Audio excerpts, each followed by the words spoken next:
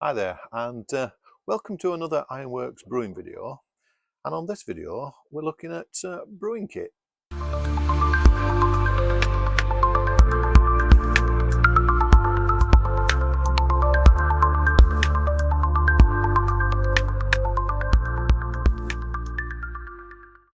Right then, so let's dive in. I'm going to talk about a heat belt that I found. I needed a couple of extra ones. I tend to use the Inkbird ones and for controlling the temperature and the fermentation process. I've also now recently built myself a fermentation fridge, and one of the other videos I'll do that in a bit more detail in terms of the steps I went through. But today it's all about a heat belt, and one in particular that I found. It's not a review, but it's just one I found at a reasonable price. And it's integrated with a timer. It's got a thermostat, obviously, and it controls the heat belt, which is 90 centimeters long, which wraps around most things, and it's been quite good so far. And we've got a brew going here, and as you can see, the fermentation, and it's stabilizing that at within a couple of degrees. Sorry, a couple of points of a degree. So we're doing really well. So this is what we're looking at today.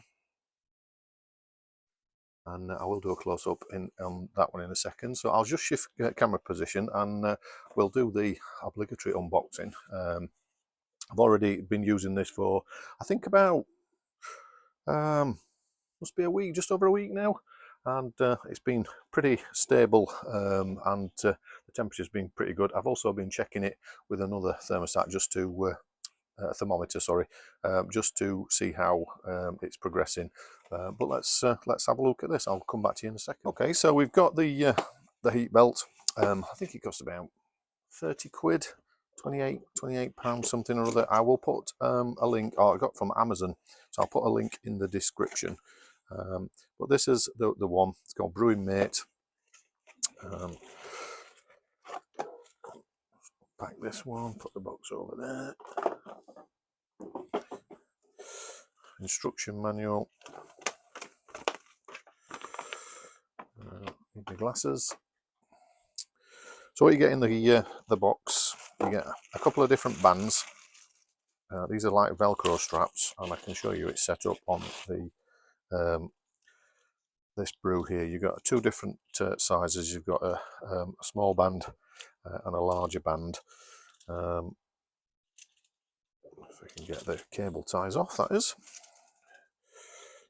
So two different sizes, obviously for smaller demijohns, or also the larger fermenter. The way that works is that wraps around and holds the thermostat and presses it up against your vessel. Not as ideal as if you've got some kind of insertion, so a thermocouple well that went into the liquid, but you know, it's pretty reasonable. The other bits that you get here, I can get these stupid little ties off.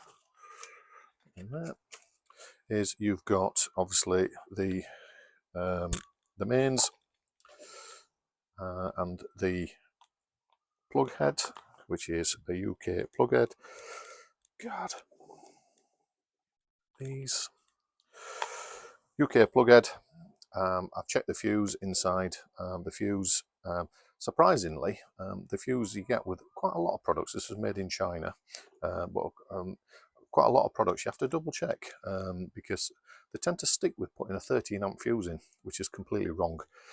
This cable's, I think it's 0.75, feels about that size.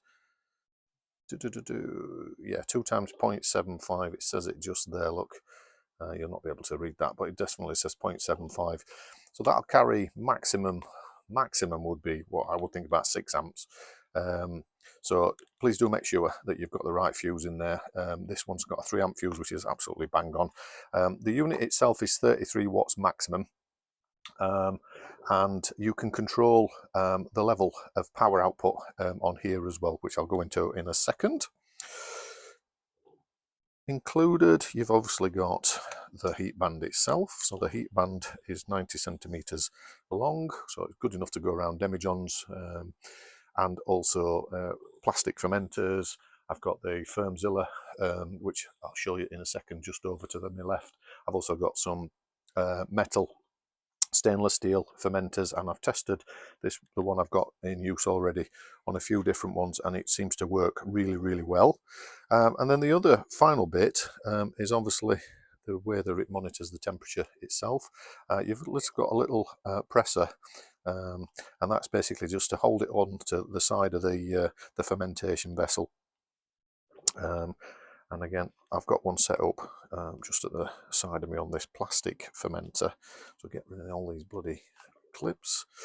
So let's dive in. So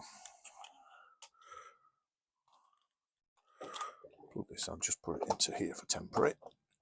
Okay.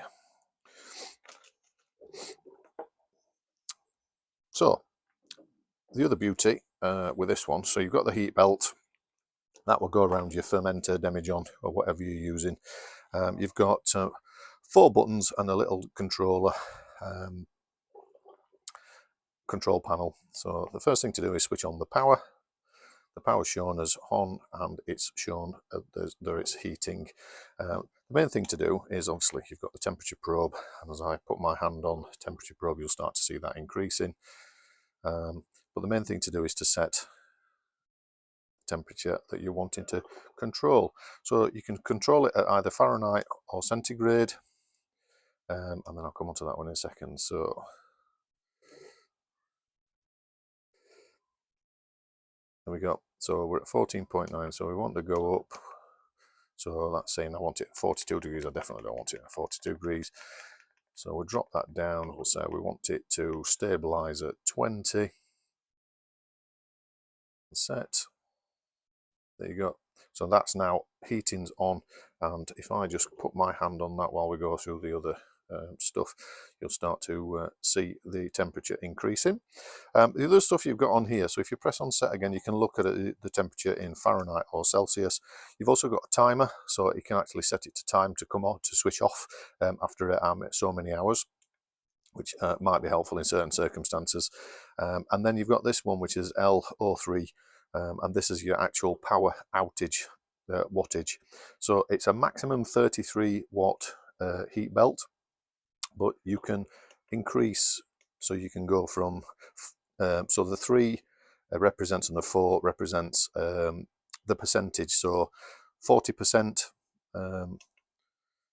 50% of the 33 watts, 60%, 70%, 80%, 90%, and full power. So full 33 watts of heat is being generated, and I can feel that warming through nicely already. So that'll get up to its full maximum output. 33 watts, so what's that? That's well less than an amp, isn't it? So not major in terms of current drain through the cables, and like I said, the cable's capable of taking 6 amps anyway, so no issues. And we've got a 3 amp fuse in there for protection. So really simple, straightforward. So we've got to 22.6 because I've got the temperature probe in my hand, and you can see that the heat belt's now disengaged because we set it at, I think it was 21 degrees. So brilliant. So simple, straightforward, dead easy to use. This is really flexible as well, and sticks because it's like a silicon type membrane, but nicely. I've got it set up here on a fermenter already. So if I just pan you across ever so slightly, in fact, I'll take you off the tripod. So we've got this temperature controller. You can see it's the belt itself is a Velcro type arrangement. I've stuck the I did stick the little sticker on. That helped me to find my position for my temperature probe. I would have normally just used some of this green tape and put 3 or 4 layers of that over to stick my temperature probe on anyway. So this is a much better, much tidier idea. You're not getting sticky stuff all over your fermenter each time. The heat belt itself, and then it just basically bends back on itself once you've wrapped it around the fermenter. But it's fixed in position, and it's really good. Sometimes I've got some of these other heat belts. Sometimes these, one, probably not quite long enough, but actually they'll slip down. But you know, I've had those a number of years. But yeah, all in all, pretty good. And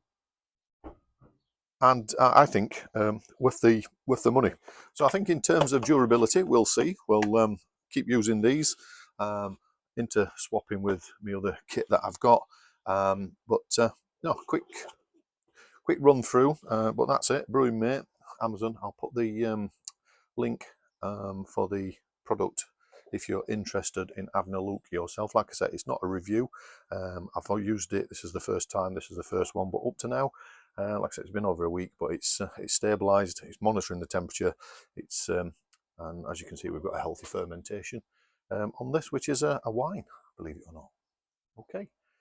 Thanks for watching. If you like this kind of stuff, like and subscribe, and I'll see you on the next one. Thanks all.